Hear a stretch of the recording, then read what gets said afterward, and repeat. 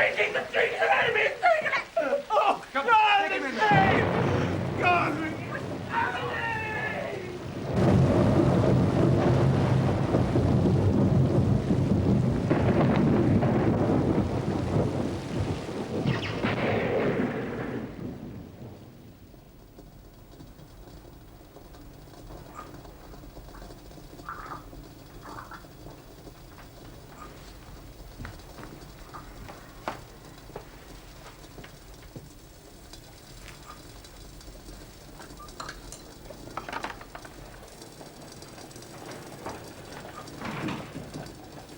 Holmes? Holmes? Holmes?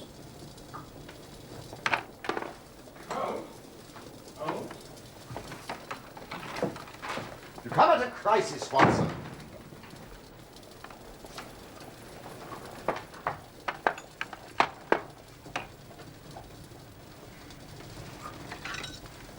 Help yourself to tobacco from the Persian slipper. I shall be at your service in an instant.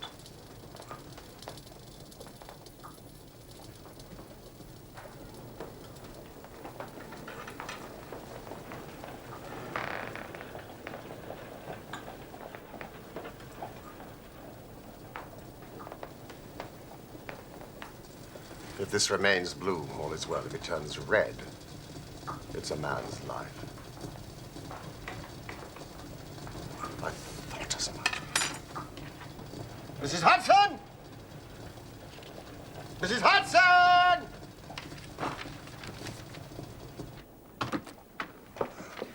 Would you find Billy, please, and tell him to dispatch these telegrams without delay? Thank you. Oh, sit down, Watson.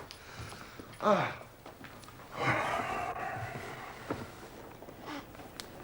A commonplace little murder.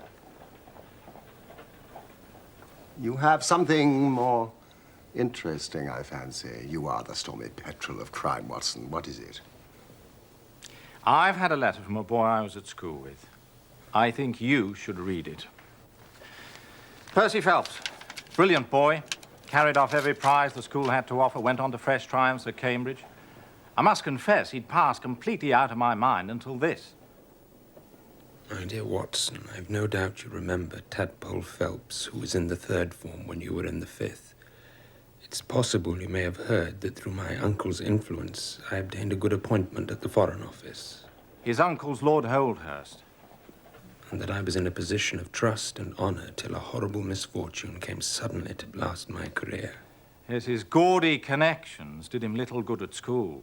It seemed to us a piquant thing to chevy him about the playground, hit him over the shins with a wicket. Do you think you could bring your friend, Mr. Holmes, down to see me? It doesn't tell us much. Yeah, hardly anything. But the writing is of interest. It is a woman's. No, man, surely. No, a woman's.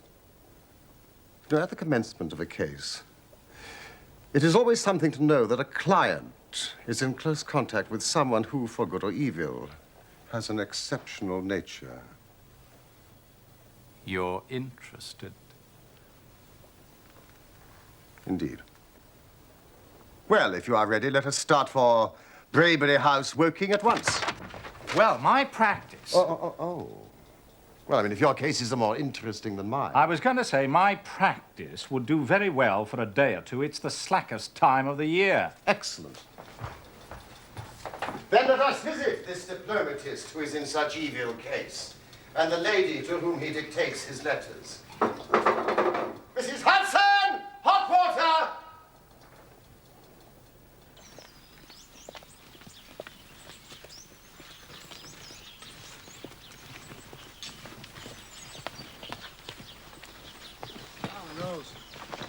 Take these for me, would you? That's a good help.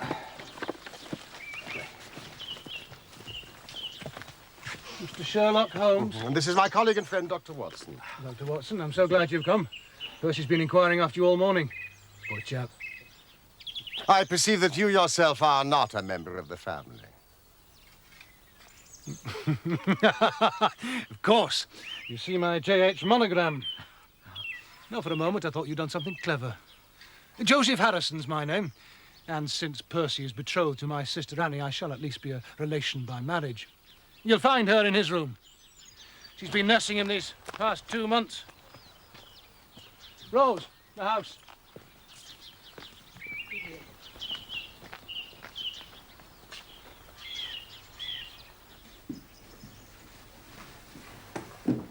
Now listen, they're here.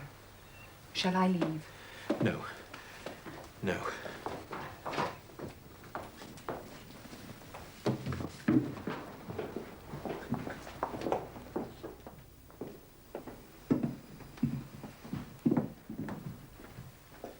My dear Watson, I should never have known you under that moustache, and I dare say you wouldn't be prepared to swear to me. Not at all. Still the same dear old tadpole. And this, I presume, is your celebrated friend. Mr. Sherlock Holmes, Mr. Percy Phelps. And I'm Miss Harrison. My fiancée and my nurse. Please, sit down. I showed Holmes the letter that you wrote to me. Yes, I hoped you would. It was rather short on detail. Then let me get straight to the point. I work as a clerk in the Foreign Office. My uncle is Lord Holdhurst. When he became Foreign Minister, he gave me occasional delicate missions of trust, which I always managed to conduct successfully. I'm sure you did, old chap. Pray, continue, Mr. Phelps. Nearly 10 weeks ago, it was the evening of the 23rd of May, he called me into his private room.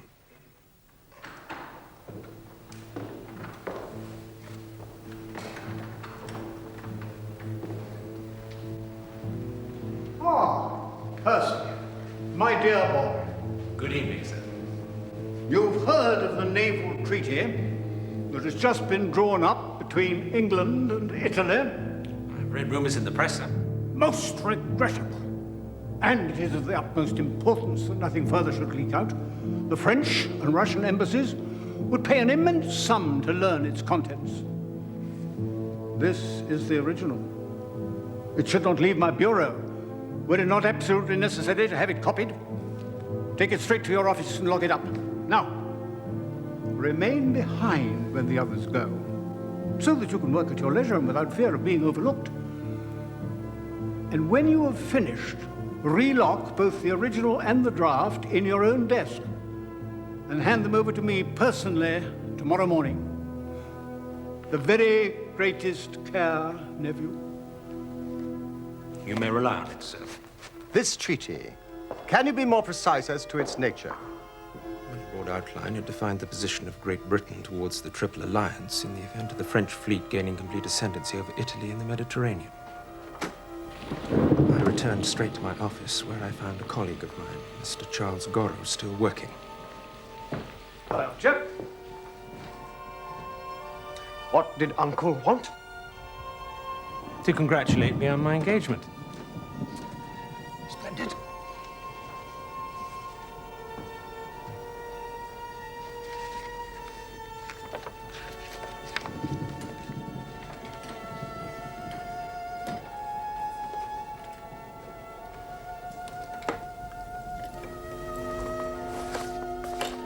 Nothing else?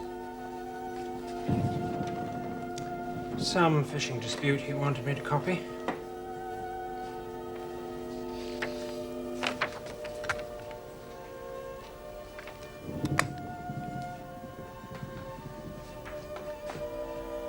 You're not still on that Bulgarian piece, are you? It's extremely long-winded and tiresome, and I am fagged out for the night. You working late again? Just a few things. You want to slack off a bit, old man. Ambition's a fine thing and all that, but do not neglect the beautiful Miss Harrison. Some other chap might step in. She wouldn't have you, Charles. Oh, not me, old man. I've got my Daphne. Good night, dear. Good night.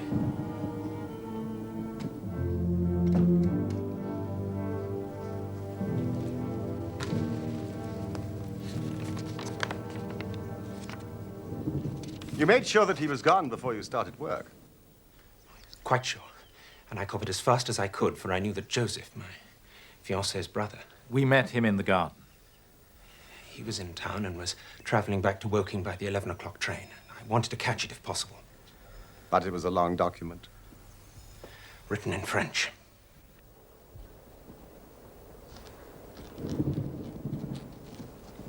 By 9 o'clock, I was feeling drowsy and scarcely a third of the way through. I thought a cup of coffee might clear my brain, so I rang the commissionaire who stays on duty all night in a small lodge at the bottom of the stairs.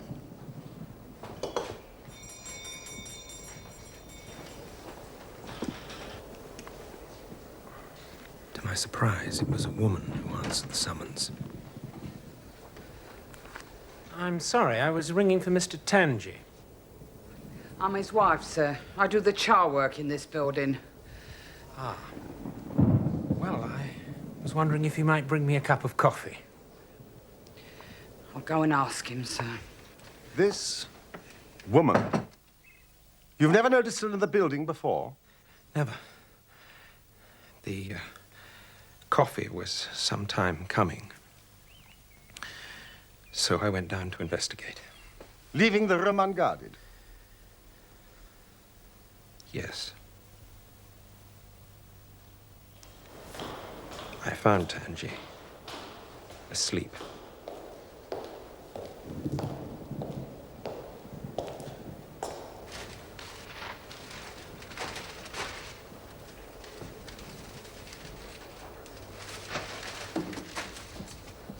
Mr. Phelps, sir. I'm very sorry, sir. I must have just dropped off for a moment. Your coffee, sir. Well, if you're here, sir, who's ringing the bell? Bell? What bell is it? Well, it's the bell in the room in which you're working, sir.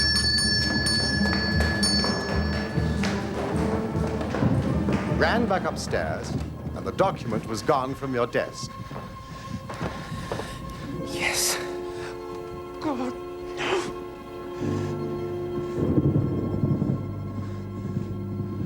You passed no one in the corridor. No one. There was no one. In the room, in the corridor. All seemed exactly as I'd left it. Percy has drawn a rough chart of the building, Mr. Holmes, which he thought might be of use. Yes, that's the utmost importance, Mr. Holmes.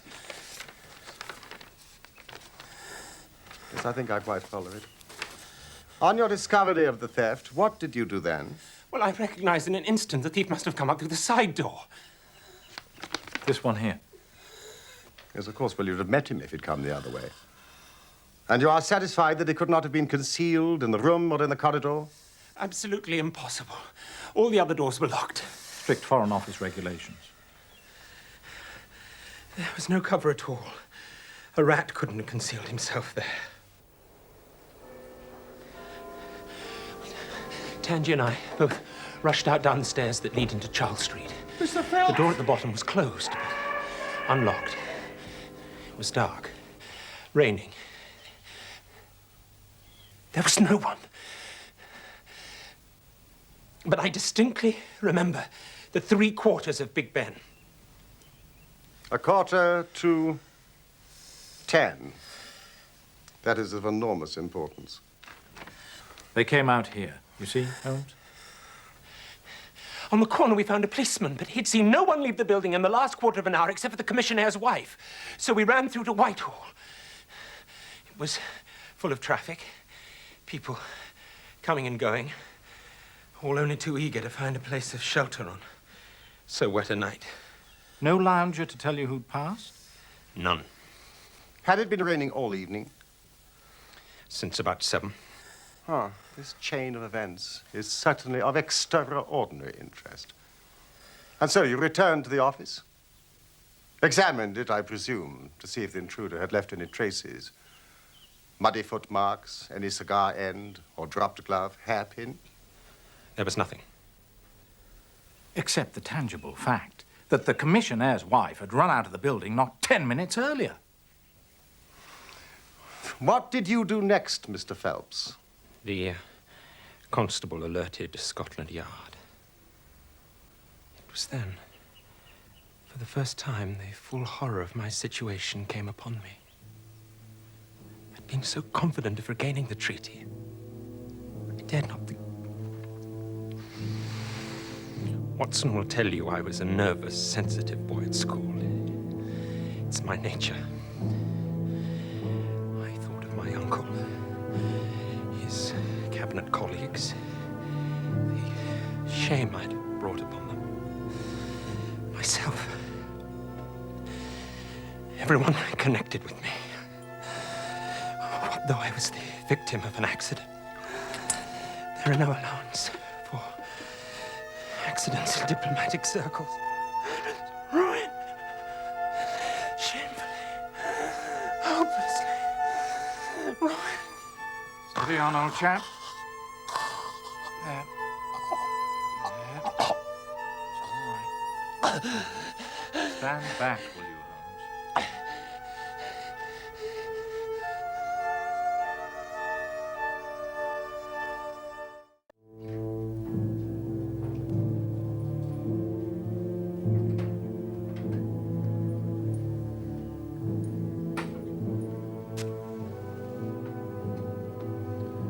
Is the investigation concluded?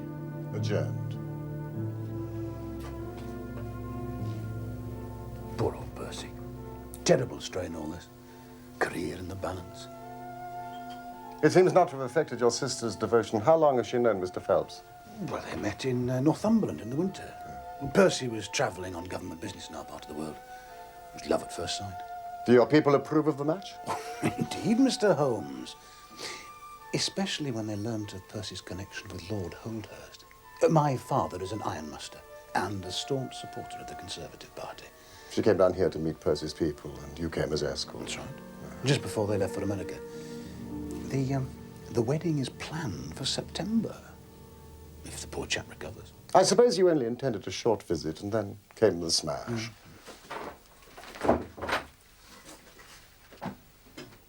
May I ask you what your occupation is that allows you to while away the summer in working? As the eldest son, Mr. Holmes, I have expectations of inheriting my father's business. I also dabble in stocks and shares, which grants me a certain independence. My apologies if my question offended you. On the night of May the 23rd, had you arranged to meet Mr. Phelps at Waterloo to take the 11 o'clock train together? No. That may have been his intention. He knew I was in London dining with my stockbroker. But I wasn't expecting to meet him. Then thank you for your time, Mr. Harrison. Shall I, and would you, the sick room?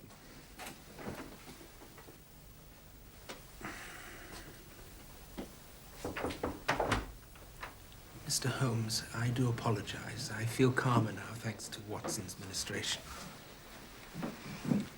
Gently with him, Holmes. Mr. Phelps, that is just the matter of the commissionaire's wife. Yes, of course.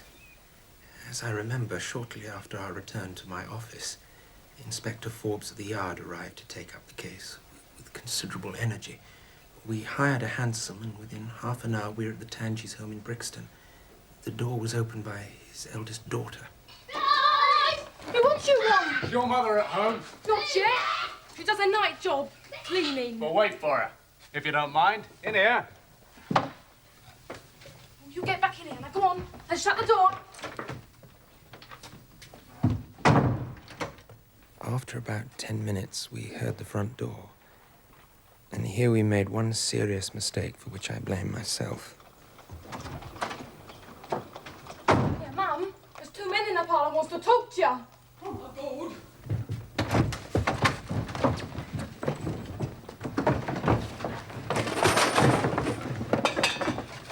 Why? If it isn't Mr. Phelps of the office. Come. Who do you think we were when you ran away from us? I thought you was the bailiffs. We've had some trouble with a tradesman.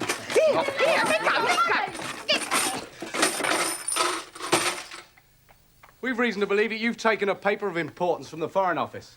And you ran in here to dispose of it. Now, you better come back with us to Scotland Yard to be served. Take your hands off me! I ain't taking no paper! better if you kept quiet. Mr. Phelps! Don't let me go! Don't stop him!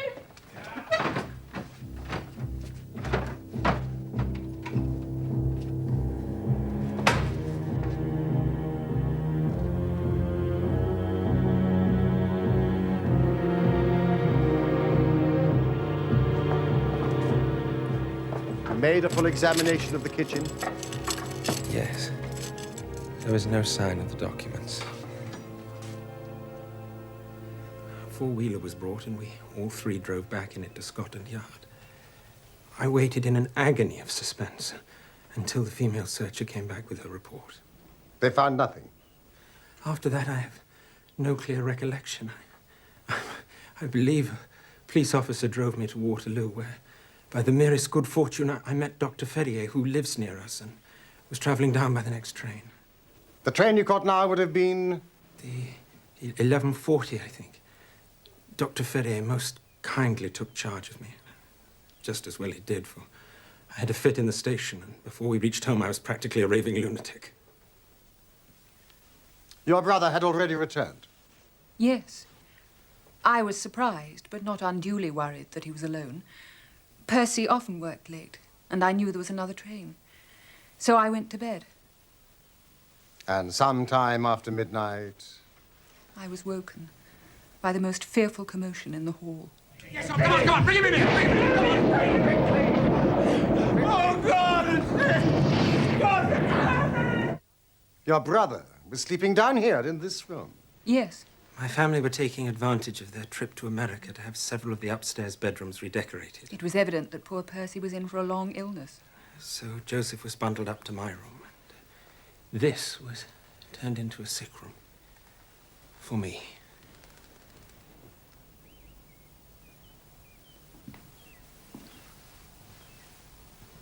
Why, it's a very cheery room. I have lain here for 9 weeks, delirious. If it had not been for Miss Harrison and the doctor's care, I should not be speaking to you now. She nursed me by day. A hired nurse looked after me at night. For in the mad fits, I was capable of anything. It's only in the last few days that my reason has slowly cleared. I've wired Inspector Forbes, but he has told me no clue has been discovered. So I turn to you, Mr. Holmes. It's my last hope. Just one question of the utmost importance, Mr. Phelps. Did you tell anyone that you had this special task to perform? No one.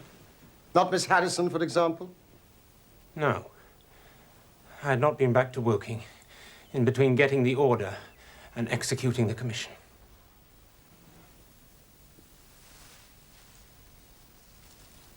What a lovely thing. A roses. There is nothing in which deduction is so necessary as in religion.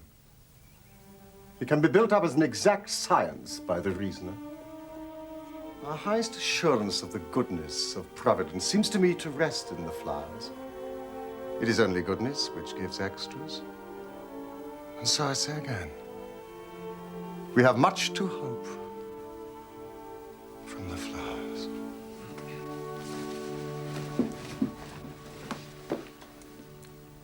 Do you see any prospect of solving this mystery, Mr. Holmes? Mystery? Ah. It would be absurd to deny that the case is abstruse and complicated. Do you see any clue? You have furnished me with 7, but I must put them to the test before I can pronounce on their value. You suspect someone? I suspect myself. What? Of coming to conclusions too rapidly. Then go back to London and test your conclusions. Your advice is very excellent, Miss Harrison.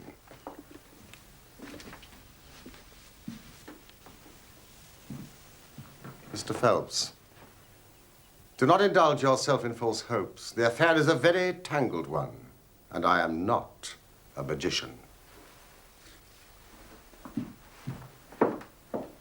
Hey!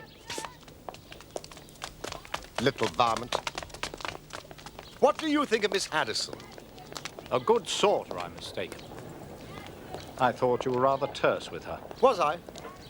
She was only protecting her loved one. A little overprotective, perhaps. Surely you don't believe that she had anything to do with it? The most difficult crime to track down, Watson, is the one which is purposeless. Now, this is not purposeless. But who is it that profits by it? Well, there's the French ambassador, the Russian, and whoever might sell it to either of those. And Lord Holdhurst. Well, it is not inconceivable that a statesman might find himself in a position where he was not sorry to see such a document accidentally destroyed. Not a statesman with the honourable record of Lord Holdhurst. George, the Foreign Office. Charles Street entrance. George, I want you to do something for me. Find the cab which dropped a fare there just after 9:30 on the evening of May the 23rd.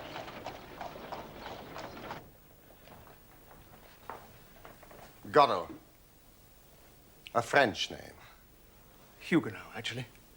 But I'm as English in sympathy as you are, Mr. Holmes. Am I under some sort of cloud because of my name? Oh, no. Holmes has a French grandmother.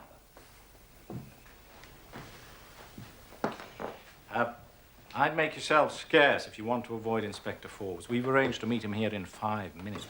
Yes. I have been questioned by him already. I shall do as you say. Good night to you both. Good night. Good night. No secret doors. The windows quite 30 feet above the ground, fastened on the inner side.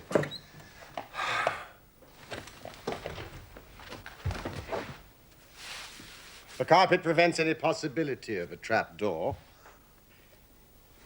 Now, whoever rang the bell rope must have come right over to the desk. Why ring it? I mean, was it the thief out of bravado? Or was it someone with the thief who tried to prevent the crime?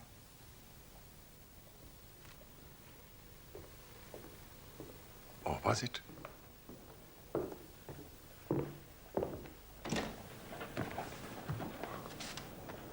Inspector Forbes, I believe. Mr. Holmes, I'm a very busy man. I have other cases besides this one. But none so vital to the national interest, I'll wager. May I introduce my friend and colleague, Dr. Watson? What do you want from me, Holmes? I know about your methods. You're ready enough to use our information. Then you try and finish the case yourself and bring discredit on us. On the contrary, in my last 53 cases, my name has appeared in only 4, and the police have the credit in 49. I don't blame you for not knowing this. You are young and inexperienced. But if you wish to get on in your duties, you will work with me and not against me. Now then, what steps have you taken? Tanji, the commissionaire, we've cleared. He left the guards with a good character. His wife's a bad lot, though. She drinks. What about the clerk? Godot. He's been shadowed all these 9 weeks. We can show nothing against him. Have you formed any theory about how this bell rang? No. I must confess that beats me. It was a cool hand, whoever it was. Go and give the alarm like that. Yes, it was a very queer thing to do. Well, many thanks, Inspector, and if I can put this thief in your hands, you shall hear from me. Come along, Watson. May I ask where you're going now? To interview Lord Holdhurst, the cabinet minister and very possibly the next Premier of England. Good evening, Inspector. I can't pretend, Mr. Holmes, that I'm ignorant of the reason for your visit. But in whose interests are you acting, may I ask? In the part of Mr. Percy Phelps. Ah, my unfortunate nephew. You can understand that our kinship makes it the more impossible for me to screen him in any way. Yes, but if the document is found, Lord Holdhurst. That, of course, would be different.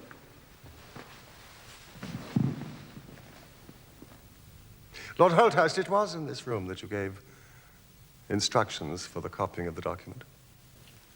It was. And you mentioned it to nobody else except your nephew. You're certain of that? Absolutely. Then, if nobody else knew of it, you would agree that the thief's presence in your nephew's room was purely accidental. I mean, he saw his chance and took it.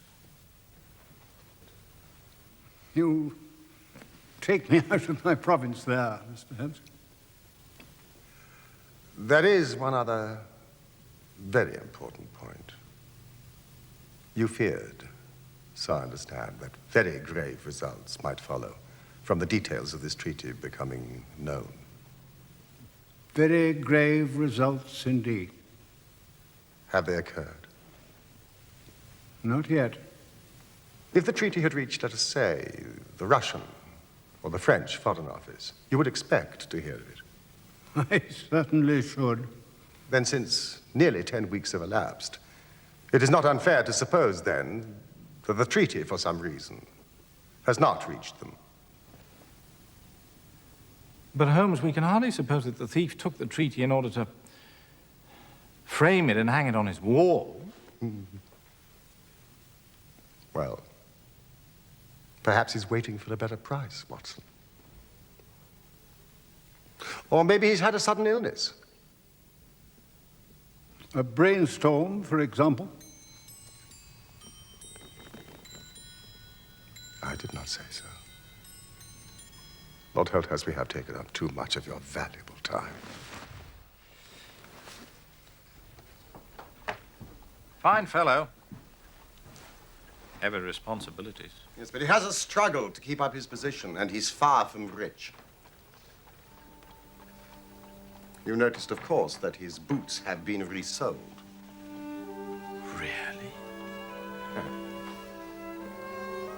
I shall do nothing more today unless I get an answer to my cab inquiry.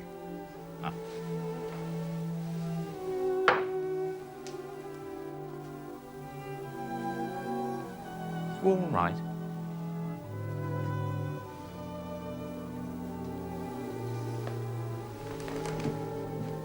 Oh, Watson, I won't detain you any longer from your legitimate work.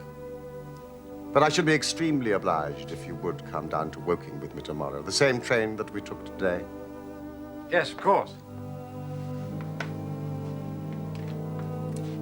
Night, Holmes.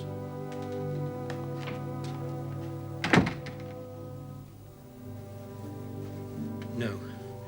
No. Tonight I shall sleep my own sleep. And alone. But Percy... Mr. Holmes has imbued me with fresh hope, and I feel I'm on the mend. We have an appointment in church in September, my love, and I mean to keep it.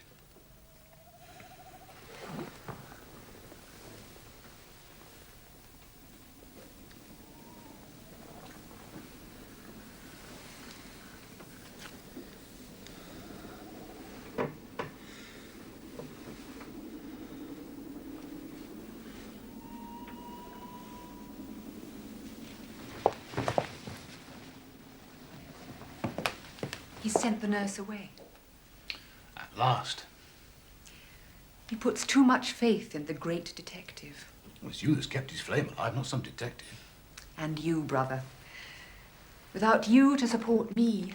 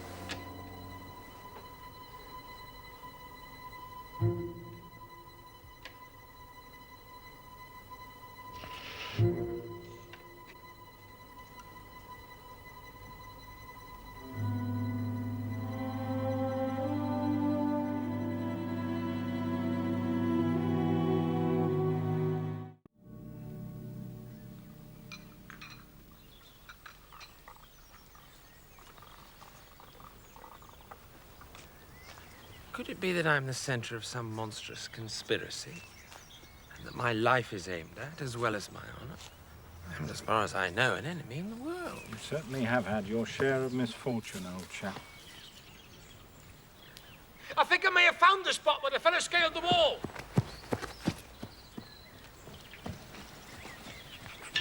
It's towards the road. Ah, do you think this was done last night? It looks rather old to me. No, I fancy we shall get no help there. Now, why did the intruder choose the window onto the courtyard. I should have thought this side of the house would have been easier. It's more visible from the courtyard. Oh, yes, of course. Have you ever had an alarm like this before? There's no plate in the house or anything to attract burglars. Nothing of value. Was there anything in London? Well, we've seen Inspector Forbes. Seen your uncle. Holmes has set one or two things in motion. So you've not lost heart? Oh, by no means. God bless you for saying that. If we keep our courage and patience, the truth must come out. Miss Harrison, you must remain in this room for the rest of the day. It is of vital importance. Now, tonight, when you go to bed, lock that door from the outside and keep the key. Percy. Tell no one. Now, quick. Promise.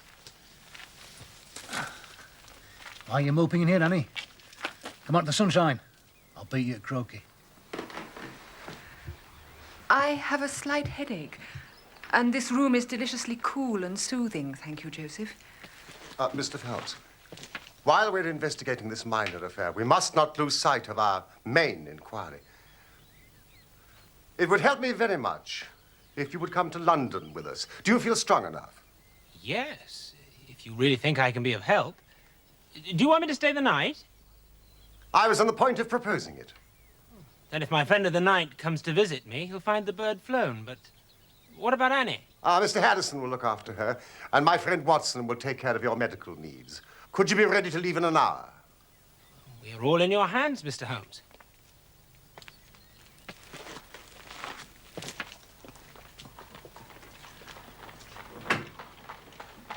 There are one or two points I wish to clear up, and your absence, Mr. Phelps, will rather assist me.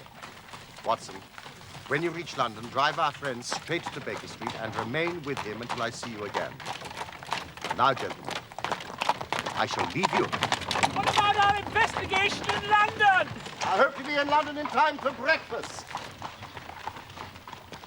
He really is the most inscrutable fellow, Watson.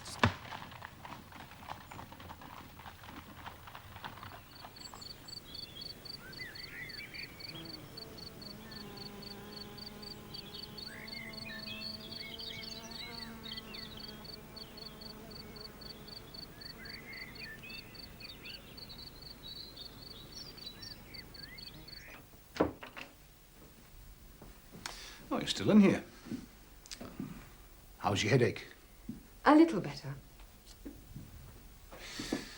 First day for 9 weeks without the invalid. And you choose to spend it in here. Force of habit. Are you dining tonight? I'm not hungry, and I'm enjoying my book. I understand. My poor little sister. What a time you've had.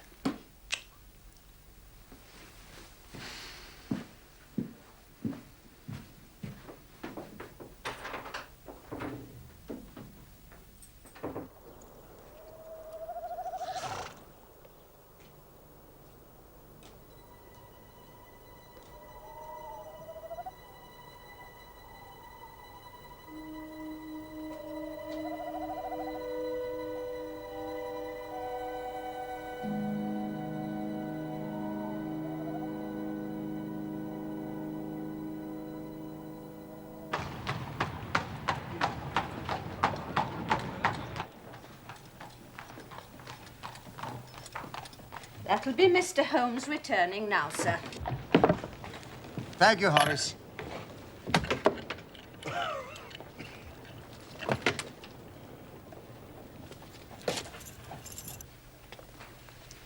He looks like a beaten man. I confess you may be right.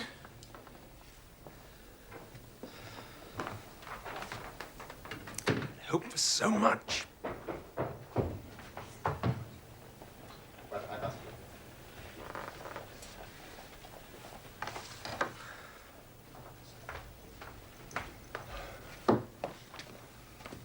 Holmes, you're wounded. Oh, it's only a scratch to my own clumsiness. Good morning, Mr. Phelps. This case of yours is certainly one of the darkest I have ever investigated.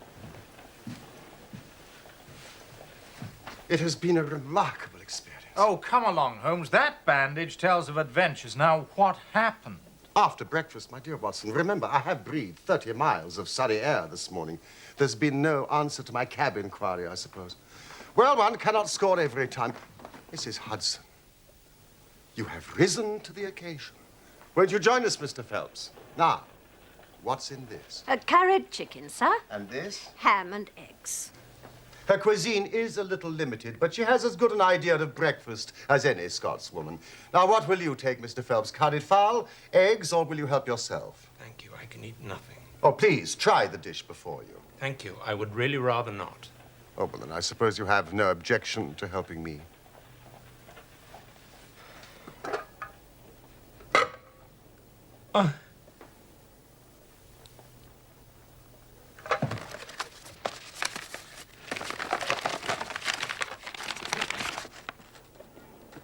It's the treaty.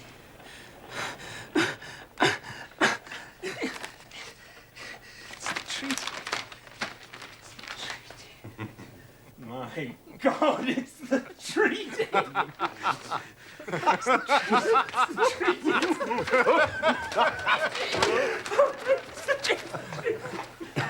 Watson, Randy.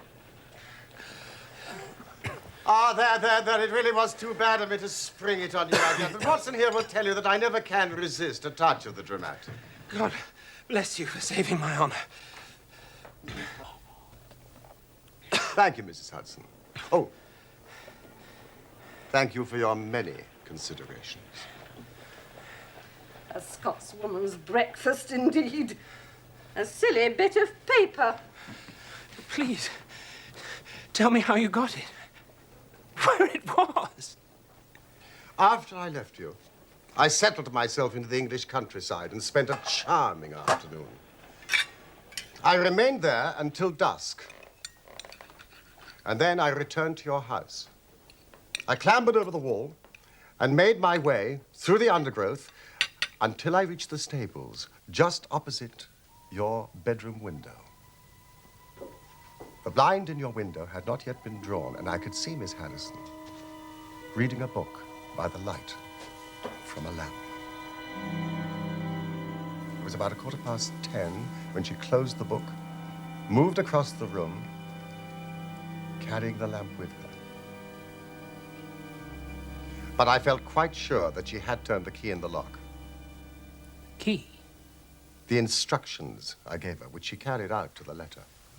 Mr. Phelps, she is a lady of rare character.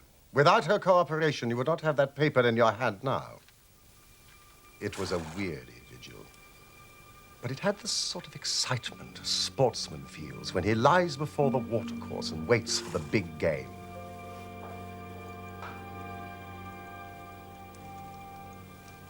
What happened? What happened? It was about 2 o'clock in the morning when I heard the gentle sound of a bolt being pushed back.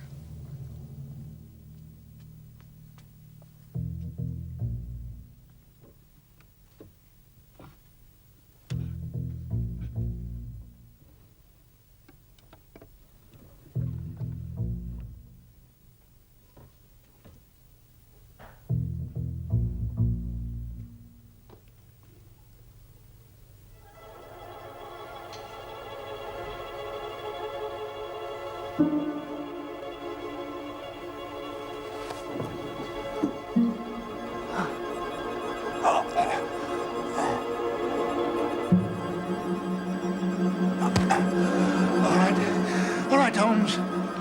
What you gonna do with me? I've got what I want. Now, run for it.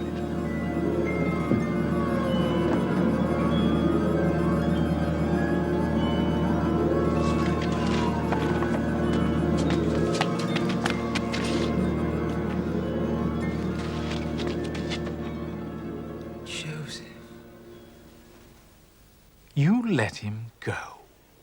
I wired full particulars to Inspector Forbes. If he's quick enough to catch his bird, well and good. But if, as I shrewdly suspect, he finds the nest empty, why, all the better for the government. I fancy Lord Holdhurst, for one, and Mr. Percy Phelps, for another, would much rather the affair never got to a police court. My God, do you tell me that during my 10 long weeks of agony, the stolen papers were in the very room with me all the time? And Joseph, a villain and a thief. From what I gather, he had lost heavily dabbling in stocks and concealed the fact from his father. A man of strictly conservative habits. Yes, but his own sister's happiness. And your reputation, your health. He knew that you often worked late, and he was in town having dinner with his stockbroker, as he told me. But he was free by 9:30 and called by your office, entering through the side door. Percy!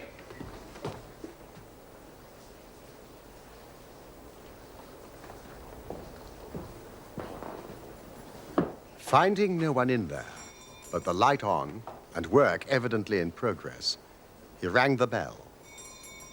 The instant he did so, his eye caught the paper on the table. He knew at once that chance had put in his way a state document of immense value.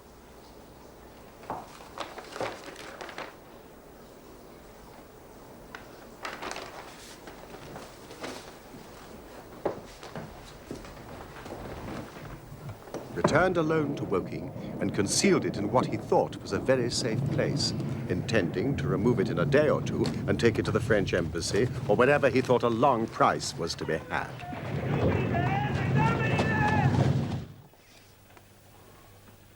Then came your sudden return. Without a moment's warning, he was bundled out of his room. And from that moment on, there were always at least 2 of you in there, preventing him from regaining his treasure, maddening for him. My suspicions became certainties when the attempt to break in was made on the first night that the hired nurse was absent, which showed that the intruder was well accustomed with the ways of the house. At last, he had his chance. But you baffled him with your wakefulness. Yes. I didn't take my sleeping draught. But he had another chance when you came up to London. I kept Miss Harrison in the room all day so as to anticipate him. But if you already knew the papers were in the room... I thought they probably were, but I had no desire to rip up all the skirting in search of them. By allowing him to lead me to the hiding place, I saved myself an infinity of trouble. And caught him red-handed. Quite so. Yes, but why did he try the window when he might have come in through the door? To appear to be a burglar, and if necessary, make good his escape across the courtyard. The knife. You don't think he had any murderous intentions? My dear fellow, I can only say that Mr. Joseph Harrison is a gentleman to whose mercy I should be extremely unwilling to trust. That will be a young lady for you, Mr. Phelps. Annie? I left her a note to come to London the moment she woke. But, Mr. Phelps, she knows nothing as yet of her brother's criminality. Yes. My dear Holmes, I can't thank you enough. I shall go down at once and explain everything. Percy, goodbye, and good luck.